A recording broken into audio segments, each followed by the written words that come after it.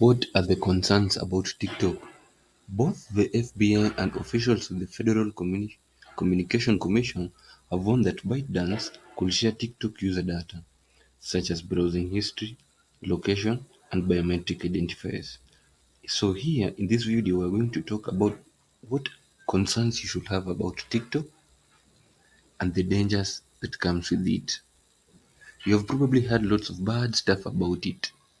Whether you are looking to keep up with the latest news in a light-hearted way or to learn about friends, this app got you covered.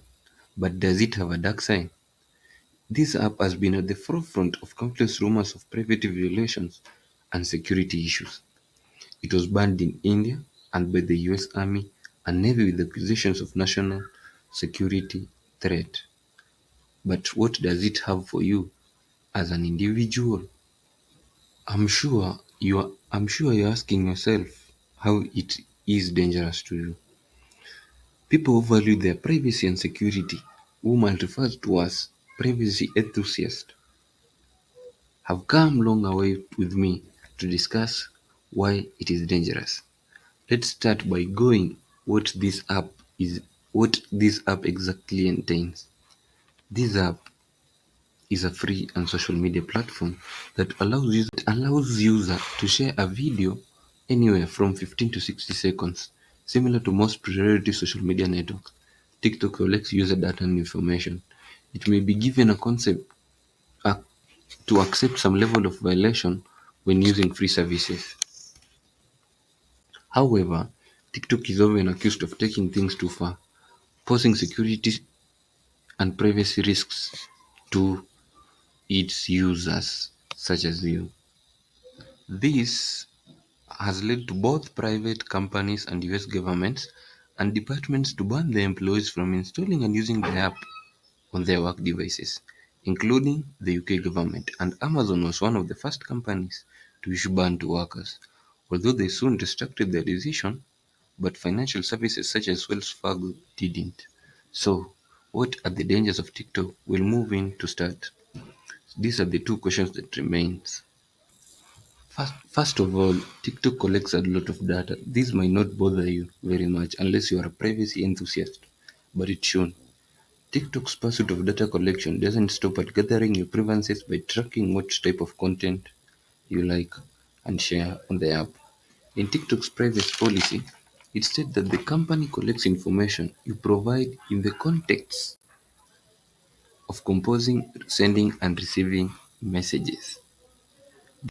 This is not focusing on the use of the word composing.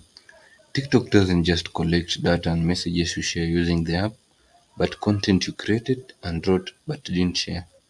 TikTok also takes advantage of every access permission you give it, collecting information about your phone's model, screen resolution, the current OS, phone number, email address, location, and even contact leads. What is TikTok but a data collection platform? TikTok stores user data in the US and Singapore, but since it's owned by the Chinese company ByteDance, they are required by the law to submit user data if asked. And while it's important to note that there hasn't been cut evidence of TikTok sharing data at its core, what is TikTok but a ticking time bomb?